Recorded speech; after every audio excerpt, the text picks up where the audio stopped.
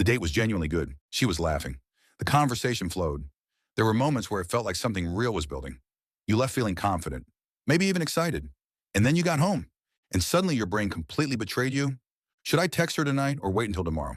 If I wait too long, does that seem like I don't care? If I text too soon, does that seem desperate? What do I even say? Do I bring up something from the date? Do I keep it casual? Do I mention seeing her again, or is that too forward? And so you sit there, staring at a blank message, overthinking every possible version of a text that's probably going to be 3 sentences long. Here's the truth, bro. The date going well means almost nothing if you handle the next 48 hours wrong. Because this is exactly where most guys undo everything they built that night. Not through something dramatic, not through one terrible message, but through the energy behind the messages, the neediness that leaks through even when the words seem fine. And the frustrating part is that the rules here are completely different from everything you've been told about texting. Playing it cool doesn't work. Waiting 3 days doesn't work. But neither does texting her the second you get home, like you've been counting the minutes. There's a specific psychology to post-date texting, and once you understand it, it becomes one of the easiest parts of dating to get right. That's exactly what this video covers. Let's get into it. Let's start with the most obsessed over question in post-date texting. When do I send the first message? Here's the actual answer. Same night, but not immediately. Waiting until the next day is the old 3-day rule thinking, and it's completely outdated. It doesn't make you seem more valuable.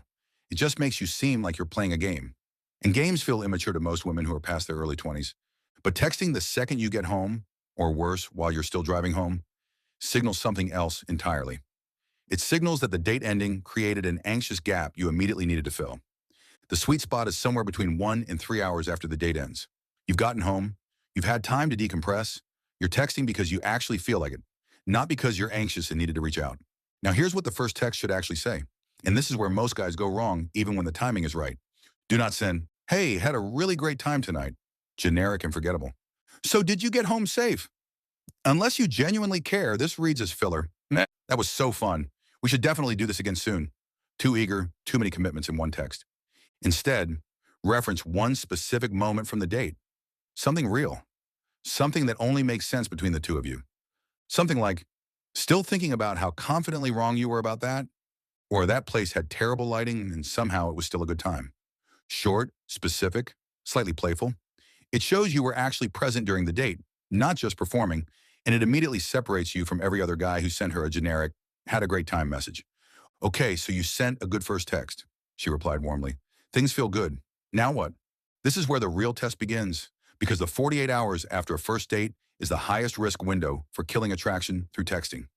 And the mistake almost every guy makes is the same one. They try to maintain the momentum of the date through constant conversation. The date had great energy, so they try to recreate that energy in text form. They keep the conversation going. They check in the next morning. They send something funny in the afternoon. They respond instantly every time she replies. And it all feels natural in the moment. But here's what's happening underneath it. You're removing the space she needs to actually miss you. Think about what happens psychologically after a good first date. She goes home. She replays moments from the evening. She tells a friend about it. She sits with the feeling of it. That process, that quiet replay and reflection, is where real post-date attraction gets built. But if you're texting her constantly through that window, you're interrupting the process. You're not giving her space to miss your presence because your presence never actually left. The goal in the 48 hours after a first date is not to maintain conversation. It's to stay in her thoughts while being slightly out of reach. One good text exchange per day maximum. Let conversations reach natural endpoints and don't force them back open. Be warm when you're there and genuinely absent when you're not. That absence is doing more work than you realize. She took 4 hours to reply. And now your brain is doing that thing again. Is she losing interest? Did I say something weird? Should I follow up? Should I give it more time? Was the date not as good as I thought? Bro, stop. Here's something nobody talks about clearly enough. Reply speed in the 48 hours after a first date means almost nothing about her level of interest. She has a job. She has friends. She has a life that existed before you went on one date. A 4-hour gap in replies doesn't mean the date went badly. It means she was living her life, which is exactly what you should be doing instead of monitoring your phone. The dangerous thing about reading too much into reply speed is what it leads to. You start double texting to fill the silence. You send a follow-up, "Hey, just checking you got that message." You match her energy with slightly shorter replies to seem less invested. All of it signals the same thing. You were waiting. You were watching. Her attention was the main thing on your mind. And that energy, even through text, is immediately readable. Here's the reframe. Slow replies after a good date are almost never a red flag. Fast replies after a bad date mean nothing either. What matters is the quality of her engagement when she does respond. Is she warm? Is she adding to the conversation? Is she giving you something to work with? That's the signal, not the timestamp. So when she takes time to reply, don't analyze it. Go do something. Work out. Call a friend. Work on something you're building. Be genuinely busy so that when she does reply, you're responding from a place of real life, not from a place of having waited. Let's talk about the double text because this one has a lot of bad advice floating around it. The common wisdom is never double text, ever, under any circumstances. That's not quite right. Here's the actual rule. A double text driven by anxiety always kills attraction. A double text driven by genuine value occasionally doesn't. What does that mean in practice? Anxiety double text looks like this. Well, you send something. She hasn't replied in a few hours, so you send, haha, sorry if that was weird, or you good, or literally just. That double text is pure neediness made visible. You couldn't sit with the uncertainty. You needed to do something, and now she knows it. Value double text looks completely different. You sent something. A day has passed. You genuinely thought of something worth saying, something specific, something that has nothing to do with filling silence. So you send it. Not, hey, did you see my last message? That's anxiety. But something like, completely unrelated, but I just remembered you mentioned a specific thing from the date. Turned out you were right. That's not desperation. That's a real human being having a real thought and sharing it. It just happens to be a second message. The difference is the energy behind it.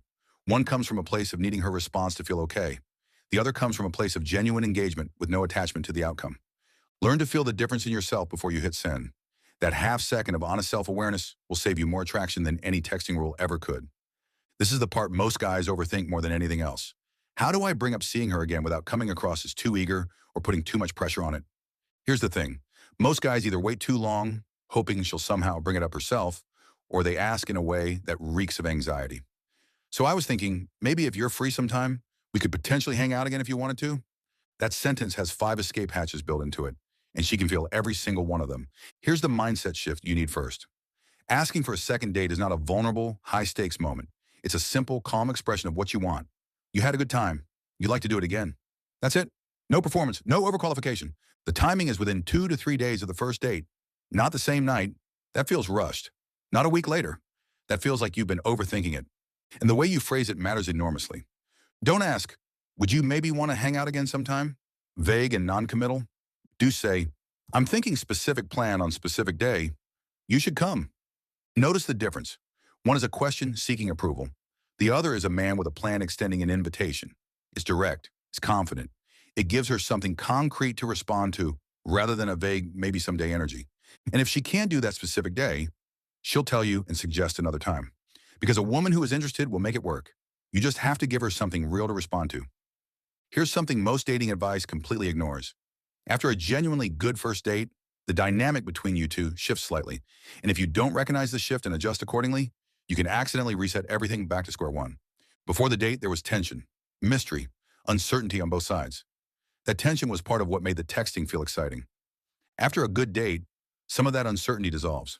You both know something real happened, and sometimes that shift makes guys unconsciously relax too much. And they become more comfortable, more familiar, more casual in a way that feels less like confidence and more like they've already won something. You'll notice it in small ways. The texts get slightly longer. The replies get slightly faster. The energy becomes slightly more available than it was before the date. And slowly, without either of you consciously registering it, the dynamic starts feeling less like early attraction and more like an established comfort. And comfort too early kills the momentum that a good first date builds. The fix is simple but requires awareness. Keep your post-date texting energy consistent with your pre-date texting energy. Same availability, same response pace, same balance of warmth and independence. A good date is not the finish line, bro. It's the beginning of something that still needs to be built carefully. Treat it that way, okay? So the date felt good, but her texting energy since then has been noticeably different. Shorter replies, slower responses, less warmth than before. And now you're wondering if something went wrong that you completely missed. First, don't panic and don't overreact. Going slightly quiet after a first date is more common than you think, and it doesn't automatically mean she's not interested. Sometimes people need a day or two to process how they feel. Sometimes life genuinely gets busy at the wrong moment. Sometimes she's seeing how you respond to a little distance. Here's what you do. Give it genuine space, not strategic space, actual space. Don't follow up anxiously. Don't send a, hey, everything okay message. Just step back and go live your life for a day or two. Then, not with anxiety, but with complete calm, send one low-pressure message. Something light. Something that requires zero emotional investment from her to respond to. not a check-in, not a "so where do we stand" energy, just a normal human being making normal conversation.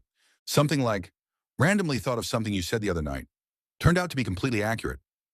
That message does several things simultaneously. It shows you're not rattled by her silence. It references the date without making it a big deal. It gives her an easy way back into conversation without any pressure attached to it.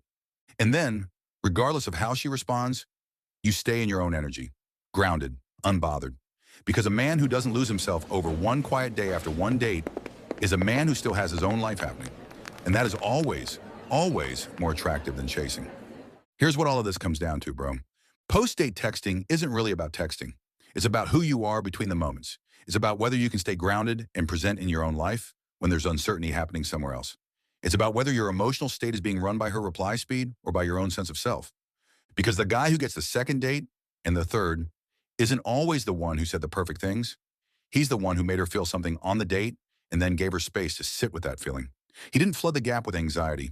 He trusted what was built and let it breathe. That's not a texting strategy. That's a way of being.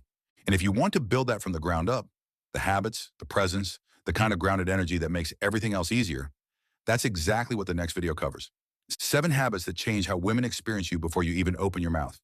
No performance, no fake confidence, just real behavioral shifts that make everything we talked about today feel completely natural. It's already up on the channel. Go watch it right now. I'll see you over there.